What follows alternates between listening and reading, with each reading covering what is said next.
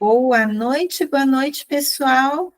Tá a carinha do Jorge, mas eu tô aqui do lado. Deixa eu ver se dá para ver. Eu tô aqui do lado. Boa noite. Hoje, o meu amigo Jorge vai estar apresentando a aula hoje para vocês. Jorge, começa... Ah, não, pode deixar. Começa se apresentando para o pessoal saber quem é você.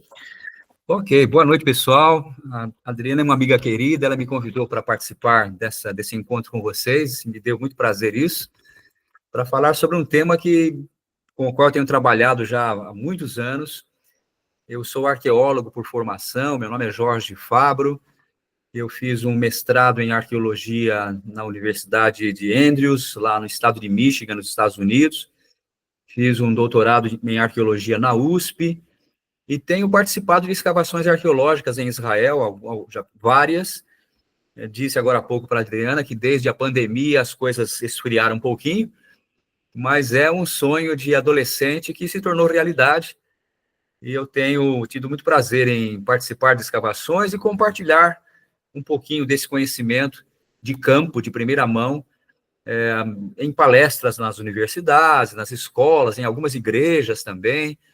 Então, eu fico muito contente em ver o entusiasmo, né, que as pessoas têm pela arqueologia. Fala um pouquinho Posso falar mais? do que é a arqueologia. Então, tá bem. Lembra? Eu não sei bem porquê, mas talvez a doutora Adriana, aqui, psicóloga, possa explicar isso. Mas a gente tem, assim, um certo apego por coisas antigas, né? Talvez seja porque disso deriva a nossa identidade. A gente guarda um papel de bala, a gente guarda uma fotografia já amarelecida pelo tempo, né? São lembranças do passado e que nos ajudam a nos conectar com o passado. O que a arqueologia faz, basicamente, é estudar o passado também através desses objetos. É um trabalho muito parecido com o do historiador.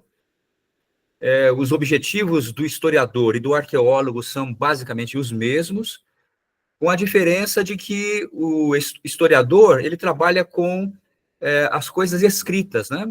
Documentos, cartas, livros, registros que foram deixados pelas pessoas do passado. E o arqueólogo trabalha basicamente com objetos, com artefatos. E é por isso que nós escavamos, né? Aliás, uma das maneiras mais eficientes, se você quiser bisbilhotar a vida do seu vizinho, é mexer no lixo dele. Vai lá, pega o saco de lixo do vizinho e abre. Dá para saber um monte de coisa sobre a vida do vizinho, né? O que ele come, se tem doença na família, até o nível social, as preferências políticas, religiosas. Tudo isso é possível saber mexendo no lixo. O que o arqueólogo faz é, basicamente, mexer no lixo da antiguidade. Quando nós escavamos, a gente encontra de tudo, né? Às vezes, cidades inteiras, como uma das escavações de que eu participei, aliás, a última, em Khirbet Qeiyafa, lá em Israel, encontramos templos, palácios, residências, ruas, os artefatos, os utensílios domésticos, armas, joias, alguns escritos também, e isso tudo tem informação sobre o passado. A arqueologia ela é uma ciência, contudo, que tem que ter consciência de que ela primeiramente, parcial e, em segundo lugar, fragmentária. Deixa eu explicar esses dois termos antes de nós entrarmos no tema de hoje. É parcial porque a gente só encontra aquilo que dura, né? que persiste, atravessa os séculos, os milênios. Muita coisa não sobrevive, né? Tecido, ele se deteriora com o tempo, né? Os alimentos se deterioram, madeira também, se for muito antiga, ela apodrece e some.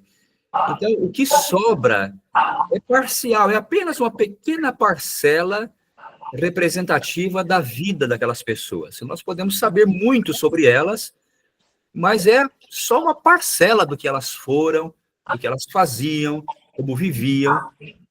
E mesmo assim, é uma parcela fragmentada. A gente não encontra, por exemplo, um vaso.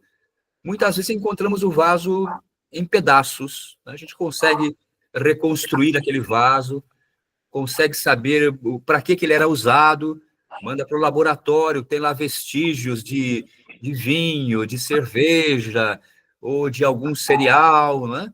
E a gente consegue saber muita coisa. Cerveja. Produzia-se cerveja no Egito, por exemplo, era uma das bebidas preferidas dos egípcios antigos. Olha, isso eu não ensinava.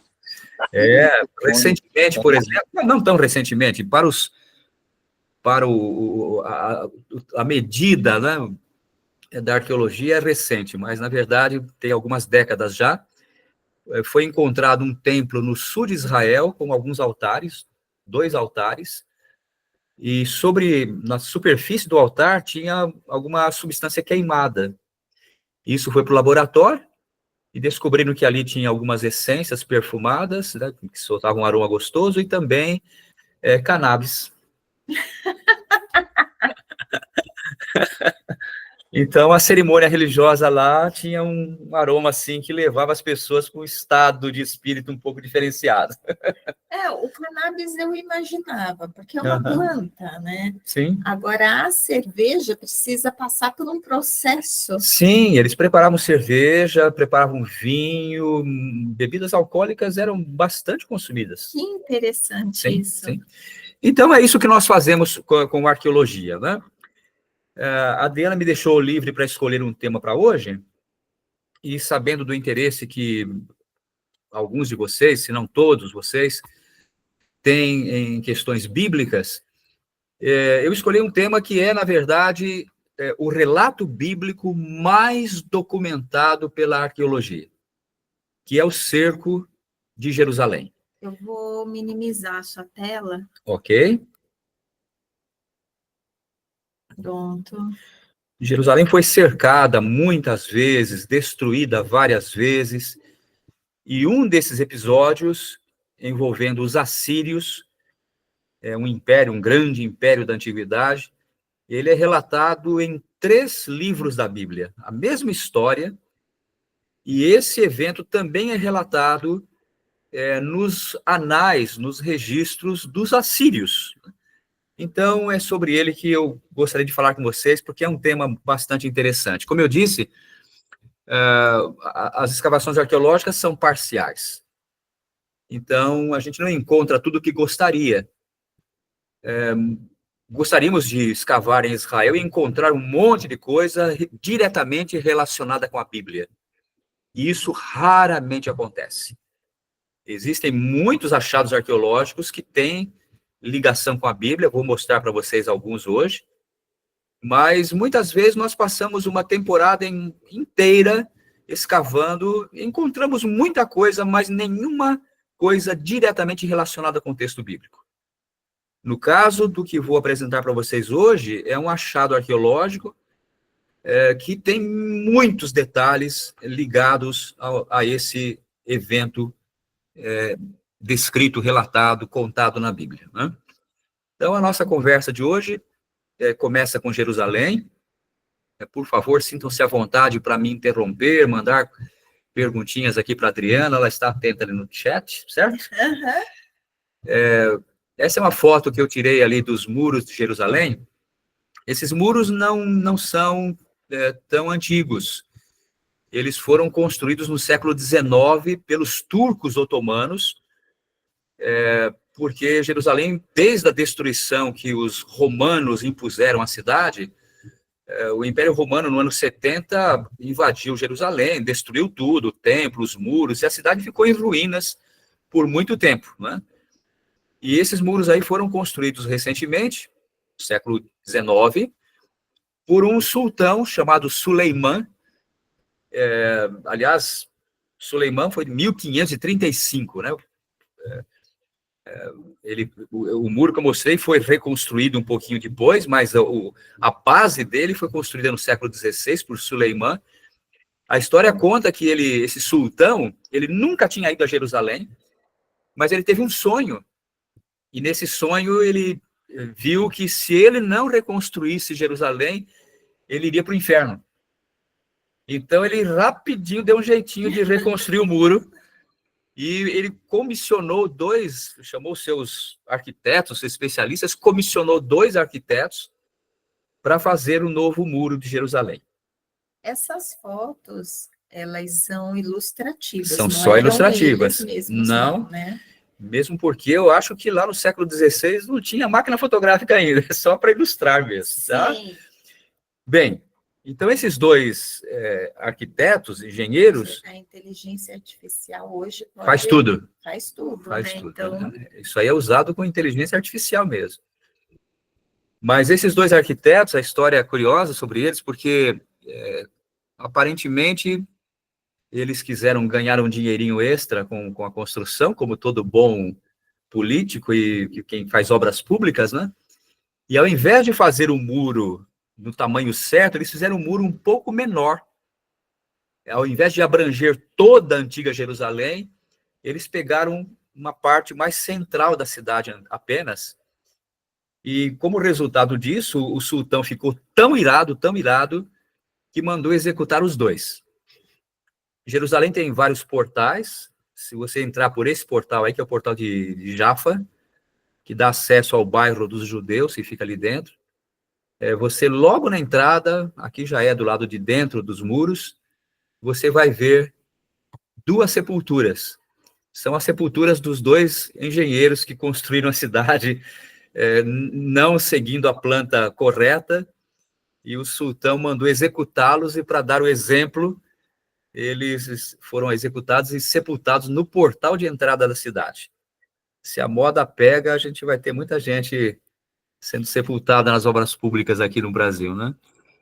Mas aí está o muro construído pelo sultão Suleiman, né, no século XVI, e a Jerusalém mais moderna fica ao redor, mas graças a esse trabalho errado dos construtores lá, uma parte importante de Jerusalém ficou do lado de fora e pode ser escavada, porque dentro da cidade não tem como escavar, né? Vocês podem ver pela foto que ela é densamente ocupada e é um território sagrado. Esse espaço aí onde tem essa cúpula amarela, dourada, é um território onde ficava o antigo templo de Salomão, e hoje tem uma mesquita, a mesquita de Omar, ou então chamada de o Domo da Rocha, que é sagrada pelos islâmicos, né, os muçulmanos.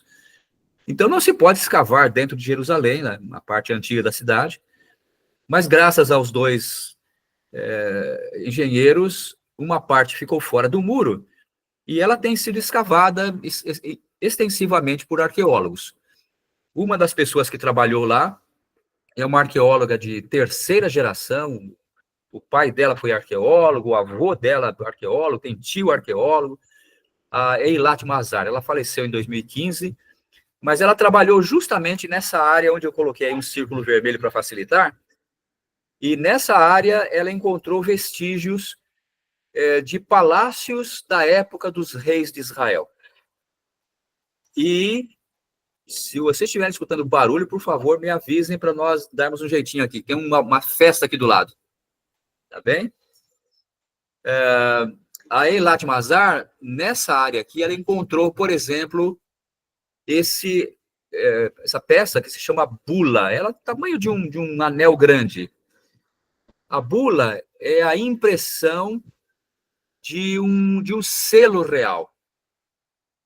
Isso era usado para o seguinte: quando você tinha um documento, por exemplo, que os reis da antiguidade que iam mandar para outro rei, ou mandar para um oficial, né, com ordens, ou algum tratado, eles enrolavam aquele documento, né, um pergaminho, por exemplo, ou um papiro, amarravam aquilo, colocavam uma bolinha de argila, de barro, em cima da amarra, e aí colocavam o selo, né, o selo do rei, para que aquele documento ficasse inviolável, e aí quem recebia quebrava a bula, para que pudesse o documento ser lido, para saber que ninguém leu, a não ser ele próprio que recebeu, né? Esse selo você sabe de quem é? Sim, esse selo é encontrado ali, onde tinha os palácios dos reis de Jerusalém, está escrito em cima assim: propriedade de Ezequias, filho de Acás, rei de Judá. Ai, que lindo! Então é um selo do rei Ezequias, que é um rei muito importante na Bíblia. Aliás, o segundo livro de Reis tem uma menção a Ezequias que é excepcional. O texto diz assim: não houve ninguém semelhante a ele entre todos os reis de Judá, nem antes e nem depois dele. Notem só. Olha que coloca Ezequias, portanto, acima de Salomão e acima do rei Davi. Uhum. Né? Nem antes e nem depois teve alguém tão importante quanto ele. E Ezequias viveu numa época crítica em Israel. Porque vale lembrar que nessa época já não tinha mais as 10 tribos do norte, que haviam sido destruídas pelos assírios. Ficaram só as 2 tribos do sul, com a capital em Jerusalém, portanto, o reino de Judá apenas, né? E era um reinozinho pequenininho, né? Periférico, sem poderio bélico, sem expressão econômica, e no meio de 2 enormes potências, de um lado o Egito e do outro lado a Síria. E essas 2 potências, em tempo de paz, elas tinham que, as suas caravanas, o seu intercâmbio comercial era feito passando por Israel. Aquela ali é uma faixinha de terra que era o caminho das caravanas comerciais internacionais. Então, uma hora o Egito queria dominar aquele pedacinho de terra, outra hora a Síria queria dominar esse pedacinho de terra, e o rei de Judá ficava espremido nessa luta de grandes potências, né? Então, esse é o momento do rei Ezequias, em que ele começa a se inclinar para o Egito, e a Síria vem, então, e resolve cercar Jerusalém para dominar Jerusalém. O texto bíblico diz assim: no ano 14º do rei Ezequias, subiu Senaqueribe, rei da Síria, contra todas as cidades fortificadas de Judá e as tomou. Senaqueribe é um rei muito importante na história da Síria. Ele era um conquistador, sujeito inclemente, e ele moveu seus exércitos para manter aquele território sob seu controle. E o texto aí nos informa que ele conquistou todas as cidades fortificadas de Judá e as tomou. A história continua dizendo que Ezequias, então, ele fez o seguinte: ele enviou mensageiros para o rei da Síria, que estava agora em Laquis. Laquis é uma fortaleza que fica a 60 quilômetros ao sul de Jerusalém, e era, na época, a segunda cidade mais importante. A primeira era Jerusalém, Laquis, a segunda cidade mais importante, e ele já havia conquistado todas as fortalezas, conquistou Laquis também, que era uma tremenda fortaleza, só faltava Jerusalém. Então, vocês imaginem o rei Ezequias lá em Jerusalém. Naquela época, você não podia pegar o telefone e chamar a polícia para te ajudar, né? As pessoas, os invasores vinham, você tinha que fechar o portal da cidade e esperar. Eles podiam levar a sua família, levar seus filhos, matar a população. Era inesperado o que eles poderiam fazer. Então, o rei Ezequias, para salvar a sua vida, da sua família, da sua população, ele mandou mensageiros para Laquis, dizendo: pequei, retira-te de mim, tudo o que me impuseres eu suportarei. Qual é a condição para eu poupar a cidade? A história continua, aliás, só para lembrar que nós estamos falando aqui de um evento que ocorreu no século VIII antes de Cristo, portanto, quase 3.000 anos no passado. É uma história bíblica desse período, né? Para vocês terem uma noção da posição de Laquis, ela fica aqui a sudoeste de Jerusalém, né? Cerca de 60 quilômetros. São 2 dias de caminhada. Naquela época não tinha carro, né? Então eles iam a pé de uma cidade para outra, No meio do caminho aí tinha uma cidade para que as pessoas pudessem pousar, para evitar as feras que circulavam à noite. Então, aí andava mais um dia, chegava em Laquis. Então, 2 dias de caminhada até esse local. Essa é uma vista aérea de Laquis, como ela existe hoje. O que eles chamam lá em Israel de Tel. Tel é uma colina artificial. Parece que é uma coisa natural, mas, na verdade, são camadas sobrepostas de cidade sobre cidade. Naquela época, até hoje, né, tem pouca água, então as cidades eram construídas onde havia uma fonte de água, e quando havia uma guerra e ela era destruída, eles não iam para outro local, porque a água estava ali. Então, eles nivelavam aquela destruição toda e construíam outra cidade em cima. Então, esses téus vão se formando, né? Vai ficando elevado, porque tem ali camadas de milênios de ocupação, e quando nós escavamos, a gente vai camada por camada e vai encontrando uma camada da época do Império Romano, depois uma outra camada do Império Assírio, a outra camada do período, por exemplo, cananeu, né, israelita, e assim vai, até chegar em períodos mais antigos ainda. Esse sítio foi escavado pela Universidade Hebraica de Jerusalém, foi cavado pela Andrews University, com o pessoal da Andrews University, onde eu estudei nos Estados Unidos. Aqui está a parte da equipe. A maior escavação arqueológica de que eu participei tinha cerca de 200 indivíduos participando. Professores de 3 universidades diferentes, uma da Europa, uma dos Estados Unidos e uma de Israel. São arqueólogos e gente de todo tipo de profissão, porque a arqueologia, nós nos orgulhamos de sermos uma ciência multidisciplinar. Nós precisamos de todas as ciências, né? Então, a gente tem botânicos, porque a gente encontra sementes, dá para reconstruir a flora da antiguidade, para saber o que eles plantavam, o que eles comiam, né? Especialistas em ossos, fotógrafos, arquitetos, especialistas em cerâmica. Então, é uma multiplicidade de especialistas que participam de uma escavação arqueológica. Depois que Laquis foi escavada, aqui está uma reconstrução, baseado no que nós encontramos, de como era essa fortaleza. Vocês percebem que ela tinha 2 muros, né? Um muro externo e um muro interno, e tinha também uma rampa que dava acesso ao portal de entrada na cidade. Então, você passava pelo primeiro portal, entrava, virava à direita, tinha um segundo portal, passava pelo primeiro muro, depois passava pelo segundo muro, e lá no meio, lá no topo da cidade, ficava o Palácio do Rei de Laquis, né?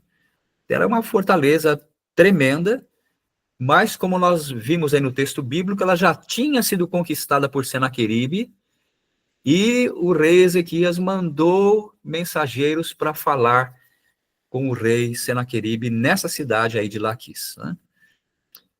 Esse evento, como eu disse para vocês, ele é registrado em 3 passagens bíblicas, em 3 livros da Bíblia, no 2º livro de Reis, em Isaías e também no 2º livro de Crônicas.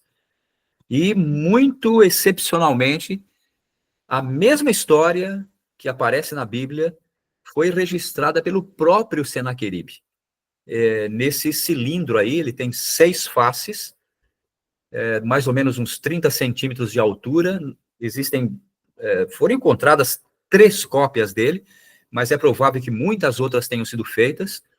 Tem uma cópia no Museu de Israel, em Jerusalém, tem uma cópia no Museu Britânico, em Londres, e tem uma outra cópia desse mesmo cilindro no Instituto Oriental, em Chicago, da Universidade de Chicago. Ele foi achado, o primeiro, esse que está a foto aí, foi achado por um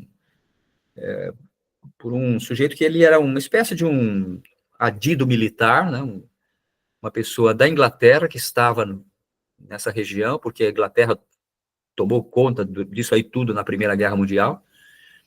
o coronel Robert Taylor, e ele estava interessado em atividades, caminhando lá pelas ruínas de Nínive.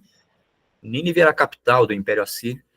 Ele tropeçou nesse negócio aí, achou interessante, levou para casa, e aí os especialistas foram ver, e tinha, na verdade, uma inscrição, uma escrita cuneiforme, porque os assírios pegavam barro macio, e com estilete eles iam marcando as suas letras, que têm formato de cunha, né? Daí o nome cuneiforme, e nesse documento, Senaqueribe registrou as suas campanhas militares, inclusive o cerco que ele fez para a cidade de Laquis, toda a sua campanha contra o reino de Judá, que ocorreu no ano 701 a.C. Aí estão os 13 livros que eu mencionei para vocês, que as 3 cópias que foram encontradas pela arqueologia. Os 3, embora tenham um formato um pouquinho diferente, eles contam a mesma história. Aqui uma foto mais de perto, para você ter uma noção de como é que se escrevia naquela época. Pessoas alfabetizadas eram raras, porque a escrita era uma verdadeira ciência, difícil mesmo. E nesse cilindro, o rei Senaqueribe começa o relato dizendo assim: acima de todos os que habitam em palácios, o Deus Assur fez poderosas as minhas armas. Né? Ele, portanto, diz que ele foi para a guerra em nome do seu Deus Assur. Naquela época, as pessoas, os exércitos das nações, elas acreditavam que eram guiadas pelo seu Deus regional, cada nação tinha o seu Deus, e o Deus mais forte é que vencia a guerra. Então, essa batalha se reveste de um significado muito importante, porque não é simplesmente os assírios guerreando os judaítas. Na verdade, é o Deus Assur combatendo o Deus de Israel. Né? E o Deus de Israel é apresentado na Bíblia como sendo o único Deus verdadeiro. É o Criador dos céus e da terra. Né? Os outros deuses todos são fabricações humanas. Então, há um simbolismo muito grande nessa batalha, porque é uma batalha que vai provar quem é Deus, na verdade. Não são seres humanos que simplesmente que estão combatendo, mas é um combate de deuses. E esse combate vai aparecer na história, como vocês vão ver daqui a pouquinho. O segundo livro de Crônicas diz assim, que depois dessas coisas, veio Senaqueribe, ele entrou em Judá, acampou-se contra todas as cidades fortificadas de Judá e tentou apoderar-se delas, de fato apoderou-se. E o que Ezequias fez? Olha que interessante o que o livro de Crônicas diz. Quando Ezequias viu que Senaqueribe estava se aproximando com os exércitos, ele aconselhou-se com seus príncipes para que tapassem as fontes das águas que havia fora da cidade, e eles o ajudaram a fazer isso. Porque as cidades, como vocês viram, elas eram construídas no alto, né? Ou porque foram construídas umas sobre as outras, ou porque escolheram mesmo uma colina para construir. Então, a fonte de água ficava fora da cidade, ficava lá fora dos muros. Para você imagina, um exército vem e cerca a sua cidade. Você tem água guardada por um tempo, mas não por muito tempo. Então, os exércitos bebem da sua fonte de água e você está morrendo de sede lá dentro. Então, muitas batalhas, elas nem eram travadas. O exército cercava a cidade e ficava esperando as pessoas se renderem de sede e de fome. Então, a Bíblia diz que Ezequias falou, não vai ser assim, não. Nós vamos tapar as fontes de águas lá fora para que eles não bebam água. Para que eles tenham sede. E nós aqui dentro? Olha o que ele fez. O livro de Crônicas diz assim, que ele ajuntou muito povo, tapou todas as fontes, como também o ribeiro que se estendia pelo meio da terra, dizendo, por que viriam os reis da Síria e achariam tantas águas?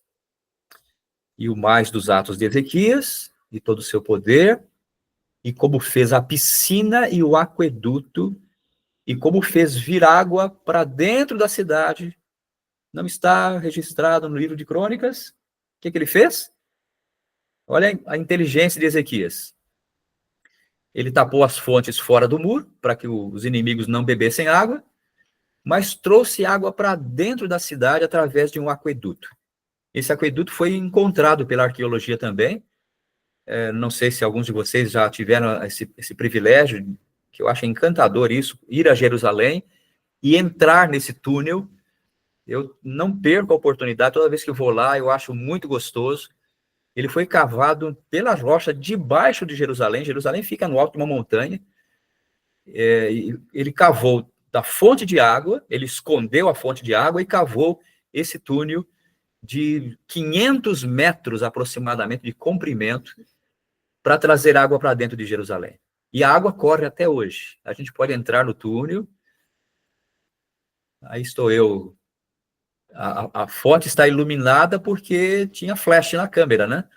Mas se você apaga a luz, não se enxerga nem um palmo na frente do nariz. É uma escuridão total. Mas a água ainda é límpida, potável, fresquinha. Depende da época do ano, ela está ali no tornozelo. Depende da época, chega até na cintura. É bastante água mesmo. E esse túnel, até hoje, ele é usado não apenas pelos turistas, né, mas muitas crianças vão lá brincar até, né? Hoje é um parque, né, tem que pagar ingresso, mas como no sábado os parques nacionais são fechados, os judeus pulam a cerca e vão brincar na fonte de água e não pagam o ingresso, né? E esse túnel estava sendo visitado por algumas crianças em 1880, um garoto chamado Yaakov Eliyahu, ele estava brincando ali e percebeu que na parede tinha umas reentrâncias diferentes, e descobriu-se que havia ali uma inscrição que conta a história de como esse túnel foi cavado. Isso é uma história bonita, não dá para entrar nela hoje, mas essa inscrição deixada na parede, na época de Ezequias, o rei Ezequias conta que duas equipes cavaram o túnel, uma de um lado, outra de outro, e eles foram cavando até se encontrar no meio do caminho. Mas, voltando aqui para o cilindro de Senaqueribe, a Bíblia diz o seguinte, que no 14º ano do rei Ezequias, subiu Senaqueribe, rei da Síria, contra todas as cidades fortificadas de Judá e as tomou. Só que não diz quantas, né? Fala que foram todas.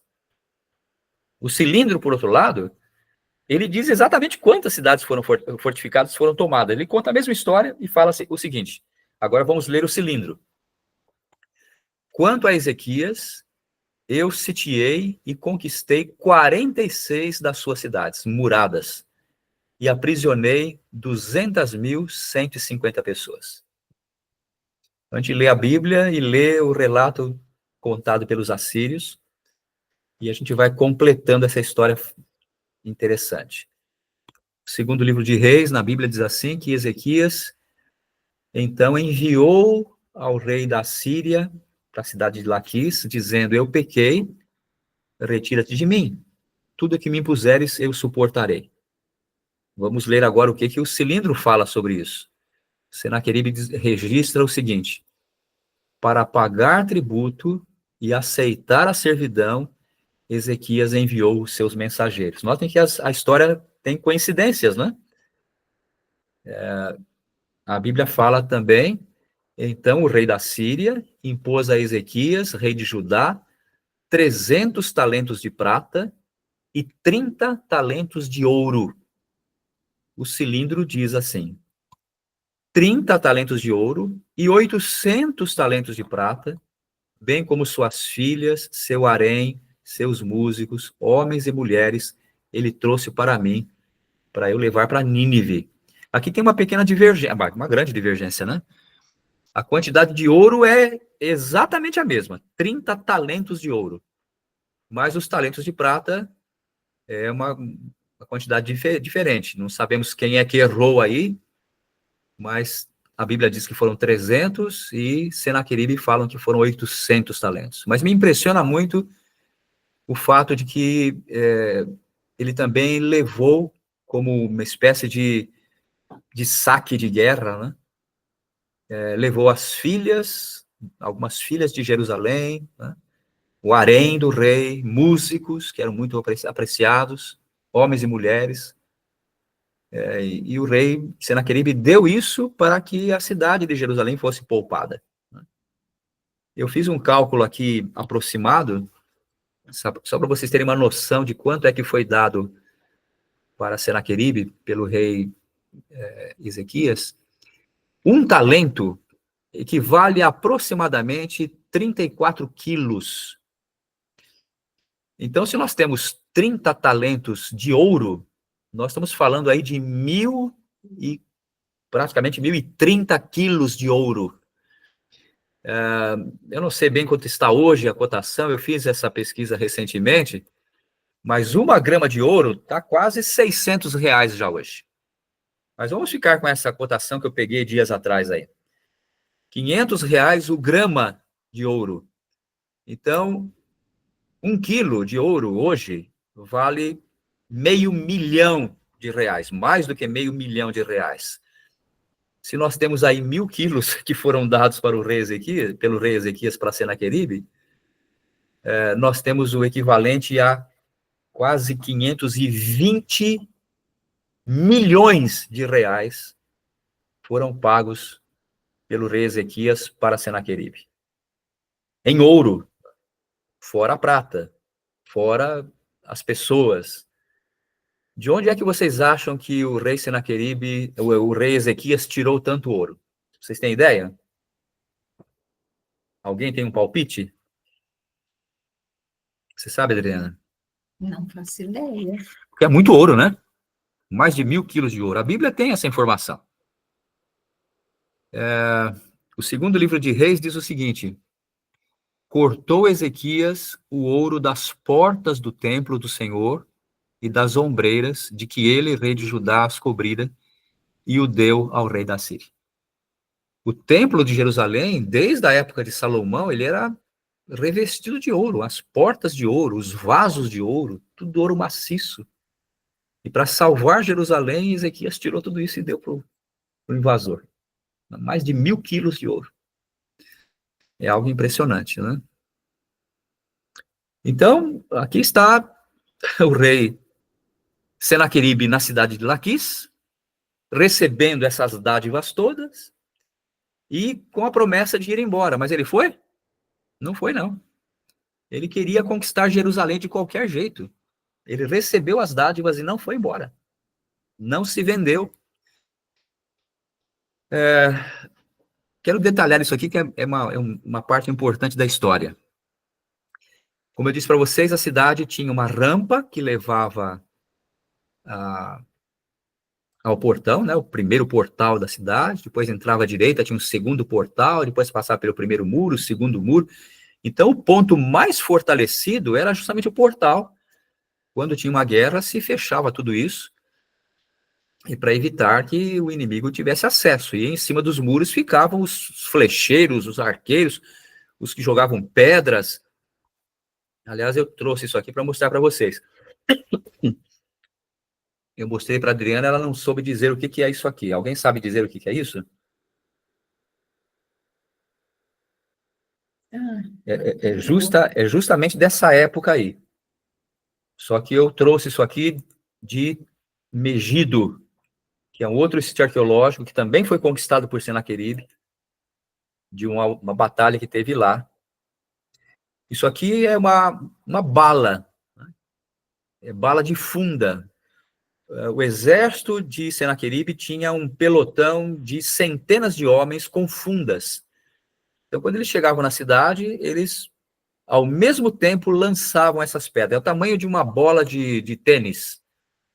Então, a cidade recebia uma chuva de pedras, que é bem pesada, e se você está ao ar livre, não tem como se esconder, né? Não tem como desviar disso.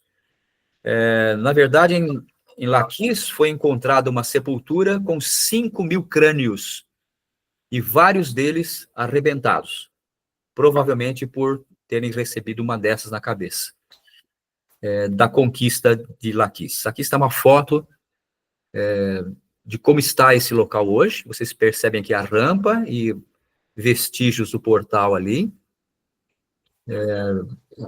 Hoje existe uma rampa ali um pouco mais, um guardrail, né, uma proteção, um parapeito para os turistas não caírem no precipício, que é bastante elevado.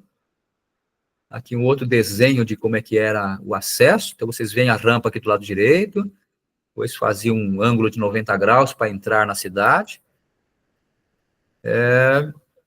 Mas vocês acham que Senaqueribe, que era um conquistador famoso, que já havia conquistado 46 fortalezas, vocês acham que ele iria tentar entrar por esse portal aí tão forte assim?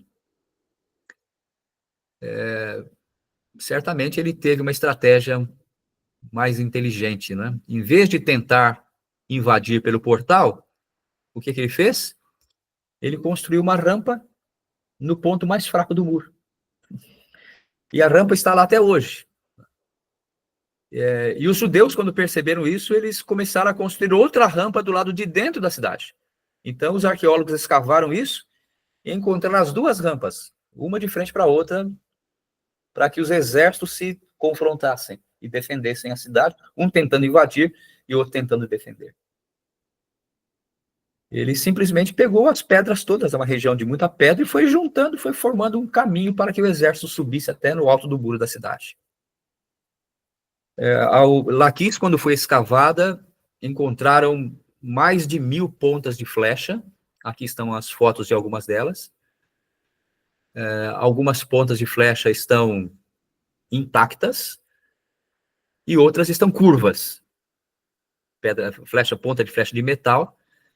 As que estão curvas é porque bateram no muro de pedra, né? E as que estão intactas ou não acertaram ninguém ou acertaram alguma coisa macia, porque não entortou a ponta, né? Aqui está uma outra ponta de flecha, também de Laquis. E aqui estão algumas dessas pedras que eu mencionei para vocês, que foram encontradas lá dentro. São balas desse pelotão do rei Senaqueribe. Pelotão de Funda. E aqui estão os crânios que eu mencionei para vocês. Eu falei 5.000, falei errado. 1.500 crânios, uma sepultura, uma vala comum. Os corpos não foram achados, e vocês vão saber o porquê daqui a pouquinho. Só crânios. E você já pode imaginar que essas pessoas foram decapitadas, né? Obviamente. E vocês podem ver que alguns crânios têm um buraco em cima aí, porque receberam uma pancada violenta, né? Mas vamos voltar aqui ao texto bíblico.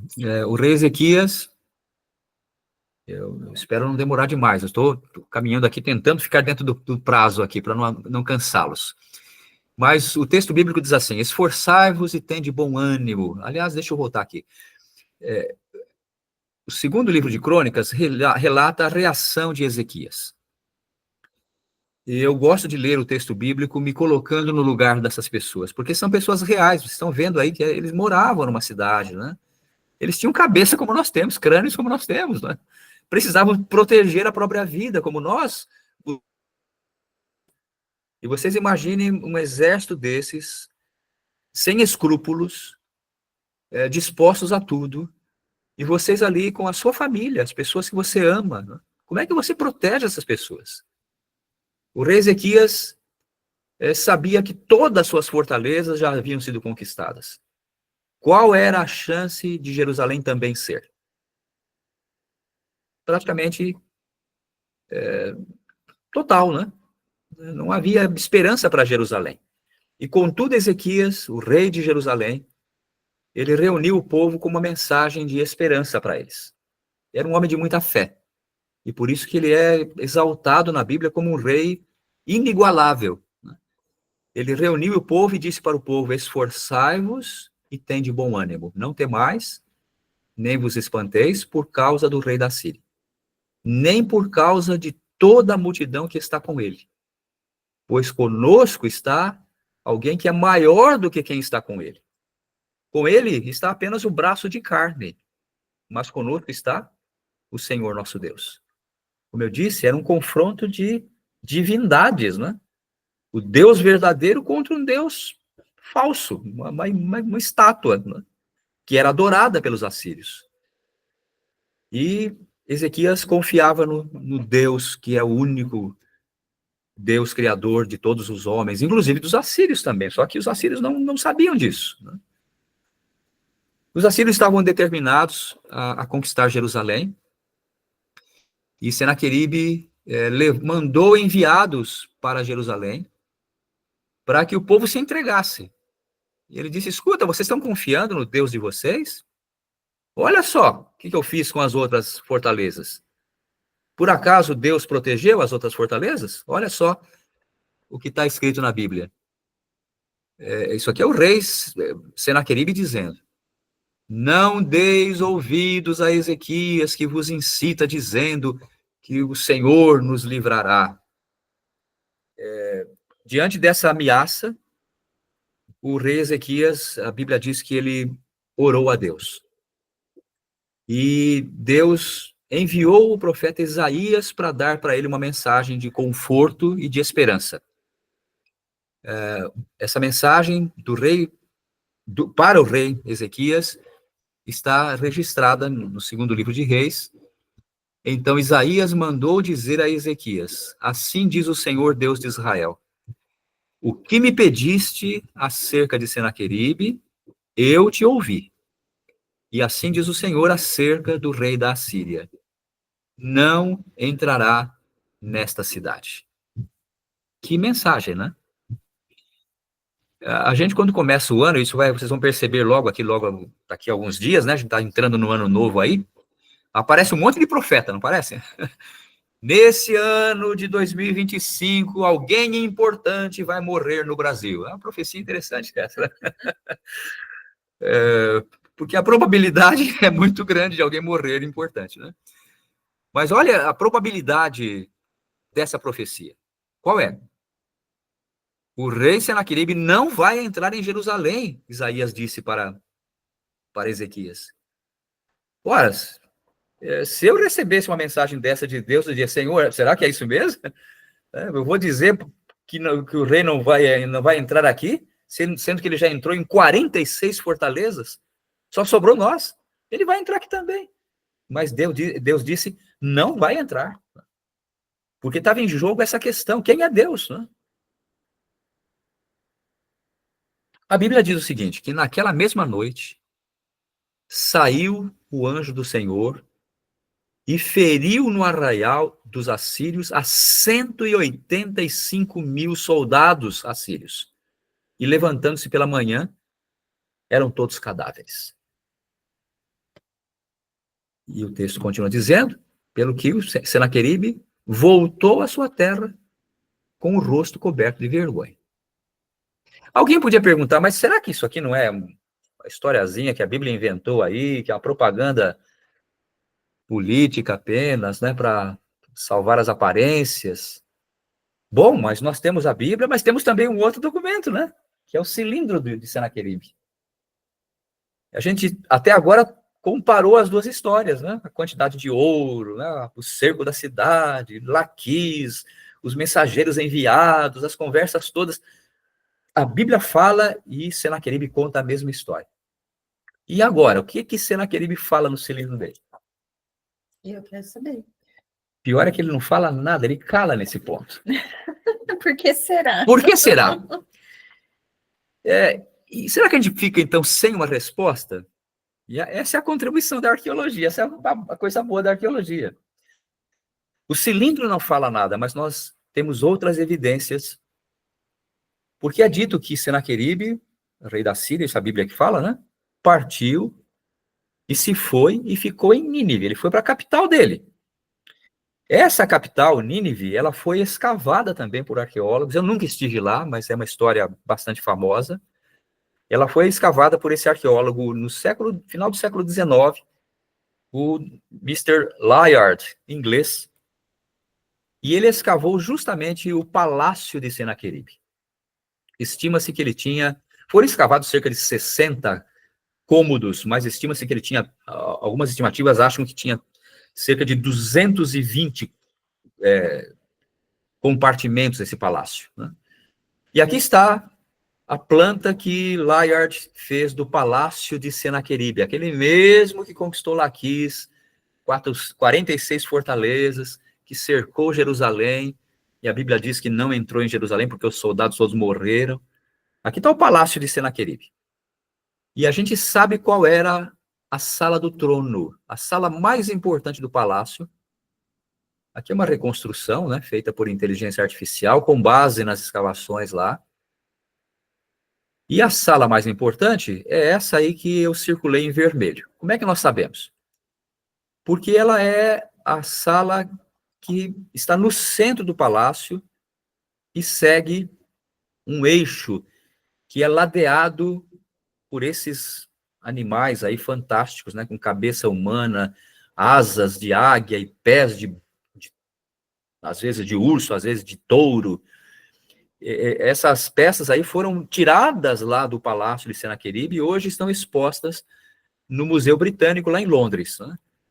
E elas estavam localizadas aqui, ó. Havia um par aqui, na entrada dessa sala, havia outro par aqui, desses mesmos animais, havia outro par aqui, e outro par aqui. Então, as pessoas, as comitivas que vinham falar com o rei, eles tinham que fazer esse caminho, entrar por esse eixo, passando por esses animais, até chegar na sala do trono. Então, era mais ou menos esse caminho que eles faziam, né? Até chegar lá no trono. Então, quando o Layard escavou o palácio, ele descobriu que a sala do trono, que aí está uma maquete dela, aliás, uma planta dela, as paredes da sala do rei estavam revestidas com cenas de batalha. E os dois touros estão aqui nessa imagem azul aí, né? Esses painéis em alto relevo, eles foram tirados do palácio de Senaqueribe, que hoje Nínive fica no norte do Iraque, né? Que é o Iraque hoje. Eles foram tirados de lá pelos arqueólogos, trazidos e estão expostos no Museu de Londres, lá no Museu Britânico. E a gente tem algumas fotos, eu fiz várias fotos. Felizmente, esse museu permite fazer fotos, alguns não permitem. O Museu Britânico deixa fazer as fotos. E aqui estão soldados do rei Senaqueribe envolvidos numa batalha. Vocês veem os arqueiros, um ariete aqui, que era usado para derrubar o muro, né? Vocês veem os soldados assírios subindo uma rampa, olha aqui a subida da rampa, né? E aqui está os defensores da cidade em cima do muro, jogando flecha para baixo, e o outro aqui jogando flecha para cima, aqui subindo a rampa novamente, né? Dá para se perceber à direita com clareza. Mais flecheiros, arqueiros. Mais arqueiros. Aí estão os boleadeiros jogando pedras na cidade. E aqui está uma cena que explica aqueles 1.500 crânios lá. O que nós vemos aí? Um soldado assírio, já com o cativo dessa batalha, com uma faca na mão, decapitando o cativo, né? E aqui em outro painel ao lado, vocês veem os soldados assírios carregando umas coisas nas mãos ali, bem no topo da foto. O que você vê ali? Dá para ver, Adriana? As cabeças. Uma carregada na mão e vários crânios jogados no chão ali na frente dos soldados, tá vendo? Isso tudo foi feito por quem? Pelo rei Senaqueribe. É ele que está retratando as cenas da batalha nas paredes do seu palácio, da sala do trono. Outra coisa que o painel mostra, né? Cativos sendo empalados. Eles pegavam as pessoas, espetavam as pessoas na ponta de um pau para aterrorizar as pessoas que estavam dentro da cidade, para que elas se rendessem, para que não oferecessem resistência. Aqueles que eles conseguiam pegar, eles faziam esse ato de terror. E aqueles que se entregavam, eles levavam como cativos. Então, vocês veem aqui carroças com crianças em cima, mulheres, e os painéis vão conduzindo para Senaqueribe sentado no seu trono. Diante do trono, vocês veem aqui do lado esquerdo 2 soldados assírios, e vocês veem cativos de Judá, habitantes de Laquis, ajoelhando-se na presença do rei Senaqueribe pedindo clemência. E aqui está Senaqueribe no seu trono, presenciando isso tudo. Como é que nós sabemos que batalha que é essa aqui? Porque se vocês olharem aqui do lado do canto superior esquerdo, vocês veem uma inscrição também em cuneiforme, e essa inscrição, traduzindo aqui para o nosso velho e bom português, diz assim: Senaqueribe, rei de todos, rei da Síria, sentado em seu trono, enquanto o espólio da cidade de Laquis passava diante dele. Opa, pera um pouquinho, agora temos uma coisa importante aqui. Essa, a sala do trono do rei, decorada com a batalha, é a batalha que a Bíblia menciona, que o cilindro menciona, é a conquista de Laquis. Acontece que Laquis, e esse é o fato intrigante, Laquis era a segunda cidade mais importante de Judá. Qual que era a primeira? Laquis era a segunda fortaleza mais importante. Qual era a cidade mais importante de Judá? Jerusalém. E a pergunta que fica é: por que Senaqueribe comemora a conquista de Laquis, que é a segunda mais importante, e não comemora a conquista da primeira mais importante? A sala do seu palácio revestidas de cenas só da conquista de Laquis. Por que ele não celebra a conquista de Jerusalém? Porque não existiu. Porque não existiu. Ele não podia celebrar uma coisa que não aconteceu. O que disse Isaías para o rei Ezequias? Ele não pisará aqui. E ele não pisou. Ele não entrou em Jerusalém. Então, a história que a Bíblia conta, ela é confirmada por esse fato. Né? Senaqueribe se cala, ele não conta isso no cilindro dele, ele só conta as vitórias. Mas ele não fala que quando ele chegou em Jerusalém, ele foi derrotado vergonhosamente.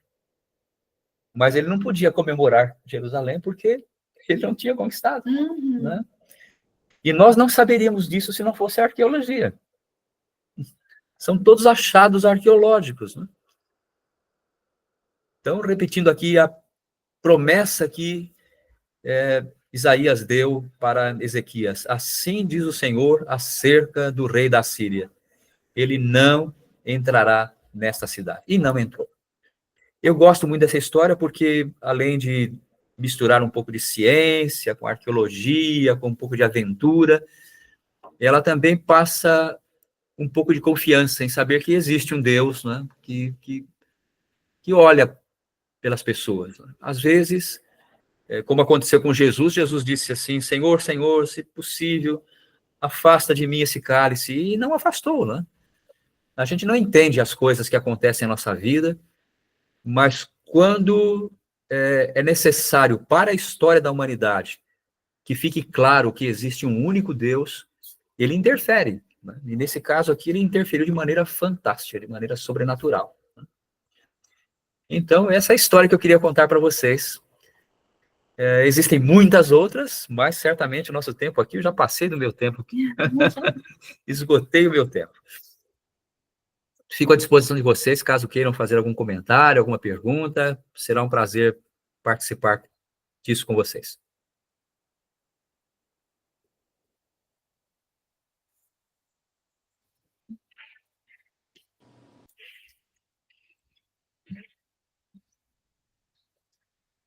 Fala, Du. Boa noite, senhor Jorge. Oi, boa noite. Uma satisfação muito grande ouvir toda essa história bonita, bem contada, esclarecedora. É muito rico, né? Até fica difícil fazer pergunta, porque tão bem ilustrada, tão bem colocada, tão bem explanada, que ficam poucas dúvidas. Mas eu queria saber uma outra coisa. Sim. Hoje, nos dias de hoje, o senhor indicaria uma carreira de arqueologista? Olha, depende dos objetivos pessoais de quem está cogitando, né, se segue ou não essa carreira. Se a pessoa tiver paixão pela história, se tiver paixão pelo conhecimento, pela filosofia, né, pela reconstrução do passado, Não existe carreira mais fascinante do que a arqueologia, com certeza. É uma mistura de ciência, de aventura, de turismo. Uma expedição arqueológica reúne, como eu disse para vocês, centenas de pessoas falando idiomas diferentes, com músicas diferentes. E a linguagem que se usa é o inglês e a mímica, né?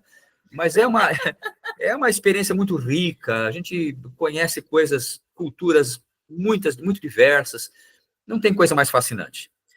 Profissionalmente, do ponto de vista financeiro, as possibilidades são pequenas, porque o arqueólogo ele será ou um professor universitário, ou um escritor, né? Ou trabalhar num centro de pesquisa. Não há muitas possibilidades profissionais para um arqueólogo além dessas. Os mais famosos escrevem livros, produzem filmes, né? Mas isso é muito raro de acontecer. Então, se a pessoa quiser ter uma vida modesta, sem muito dinheiro, mas com oportunidades dessa experiência riquíssima, ela vai gostar de ser arqueólogo, sim.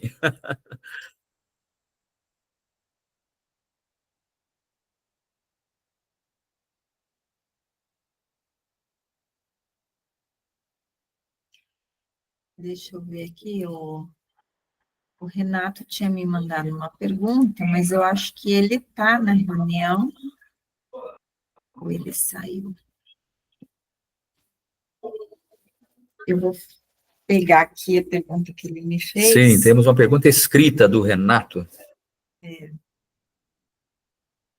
No seu entender, qual ou quais descobertas arqueológicas mais significativas que corroboram ou desafiam eventos ou locais que são mencionados na Bíblia? Ok. Bem, como eu disse, a arqueologia ela é uma ciência parcial e fragmentária. O fato de nós não encontrarmos alguma coisa não significa que essa coisa não existiu, ela simplesmente não foi encontrada, né? Muitas pessoas constroem argumentos em cima do silêncio. Por exemplo, o rei Davi, até bem pouco tempo atrás, o único documento que mencionava o rei Davi era a Bíblia. Então, escavações foram feitas em Israel por 150 anos, nunca havia sido encontrado nada sobre o rei Davi. Por essa razão, muitos diziam, não, o rei Davi acho que não existiu, é uma invenção da Bíblia, é uma pessoa, um personagem fictício, né? Porque nada foi encontrado sobre ele, um rei tão poderoso, tão famoso na Bíblia, mas deveríamos ter encontrado coisas dele. Não encontramos. Até que, escavando Tel Dan, que fica no norte de Israel, foi encontrada uma estela, que é uma placa de pedra, com uma inscrição de um rei sírio, dizendo assim, eu conquistei isso, conquistei aquilo, e conquistei também a casa do rei Davi. E essa é uma expressão que se refere à dinastia do rei Davi, né? A sucessão real de Davi. Então foi a primeira vez, depois de 150 anos de pesquisas, que foi encontrado um documento fora da Bíblia com o nome do rei Davi. Depois disso foram encontradas outras coisas, né? Eu participei, a última escavação de que eu participei, de uma cidade inteira que muito provavelmente foi construída pelo rei Davi. Porque nós encontramos lá vasos cerâmicos com caroços de azeitona dentro, e esses caroços de azeitona foram levados para laboratório, datados pelo carbono 14, e a datação coincide exatamente com o reino do rei Davi. Então, aquela cidade não poderia ter sido construída por outro rei, a não ser o rei Davi, né? Então, a gente está encontrando coisas importantes sobre esse personagem bíblico, mas não encontramos nada sobre Salomão, por exemplo. Filho dele, que a Bíblia diz que foi muito mais poderoso do que o próprio pai. Não existe nada fora da Bíblia sobre o rei Salomão. Nenhuma referência por outros reis, nenhum documento, nenhum achado arqueológico. Mas se Davi existiu, e temos provas disso hoje, apenas não achamos nada sobre Salomão. Então, às vezes, as dúvidas, as inquietações são baseadas mais no silêncio, né? Agora, quanto ao achado mais importante, existem muitos achados, milhares de achados. Mas eu diria que os manuscritos do Mar Morto são o mais significativo. Foi o achado do século passado, mais importante, com certeza. Porque nesses manuscritos, encontrados por acaso, depois os arqueólogos participaram do resgate deles, foram encontrados cópias de todos os livros da Bíblia do Antigo Testamento, alguns datados do 3º século antes de Cristo. E por que isso é importante? Com todos os livros, com exceção do livro de Esther, né, de um só. Por que isso é importante? Porque muita gente perguntava se a Bíblia passou por tantas traduções, tantas cópias de cópia, de cópia, de cópia. Será que a Bíblia que nós temos hoje já não foi distorcida, não foi corrompida? Será que o que nós temos hoje é aquilo que Deus inspirou lá no passado? E quando esses documentos foram encontrados, uma primeira coisa que fizeram foi comparar, né, a Bíblia de hoje com a Bíblia daquela época, dos dias de Jesus, por exemplo. E, embora haja pequenas diferenças, a palavra com grafia diferente, às vezes uma parte da Bíblia tem uma frase que falta na outra, mas são coisas pequenas, muito pequenas, que não mudam as histórias, os ensinamentos, as doutrinas, os relatos. A gente pode dizer hoje, com absoluta confiança, que a Bíblia que Jesus usava, ele disse, por exemplo, vós examinais as Escrituras, porque cuidais ter nelas a vida eterna, e são elas que testificam de mim. Essa Escritura que Jesus usava é exatamente a que nós temos hoje, né? E nós sabemos disso graças aos manuscritos do Mar Morto. É um material riquíssimo, foram encontrados centenas, milhares de fragmentos que ainda estão sendo estudados, muita coisa ainda vai ser publicada.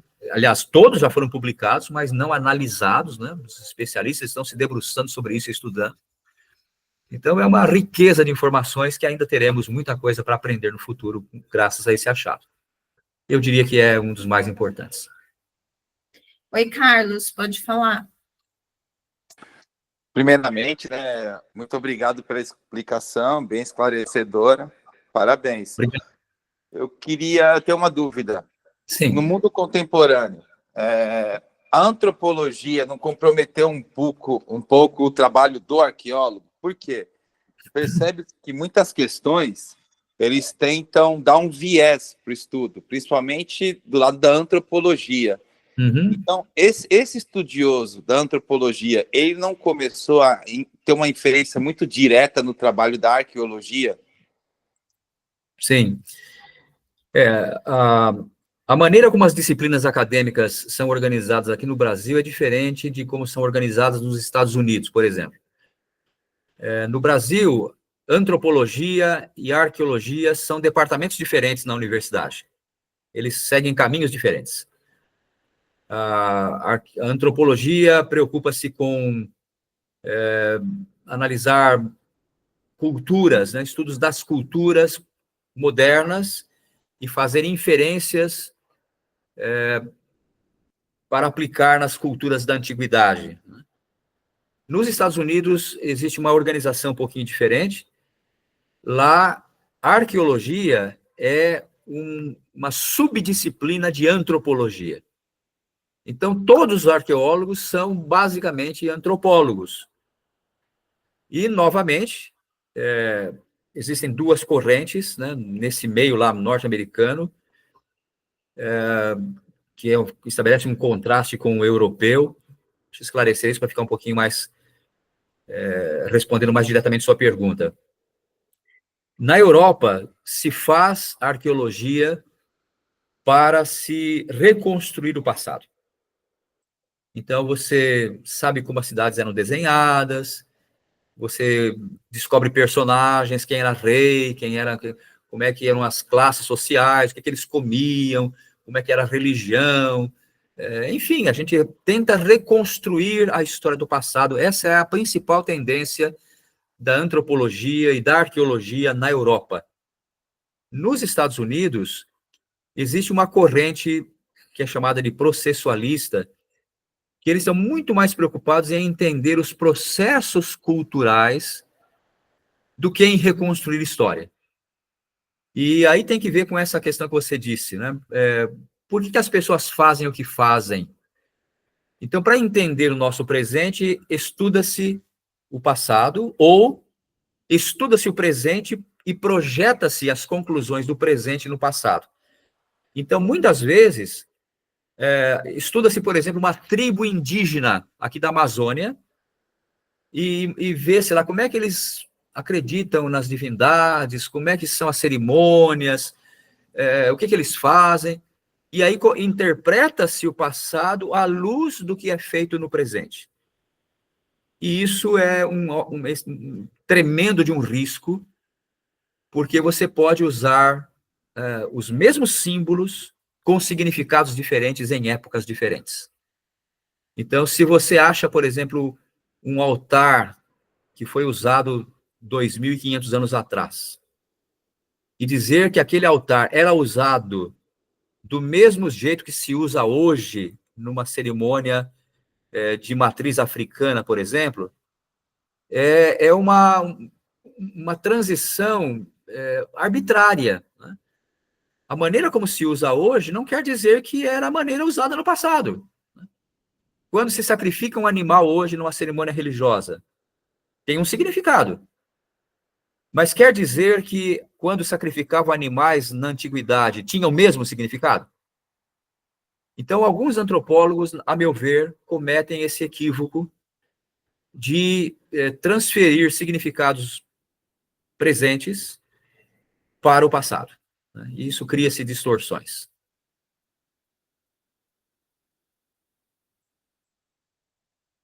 Está agradecendo.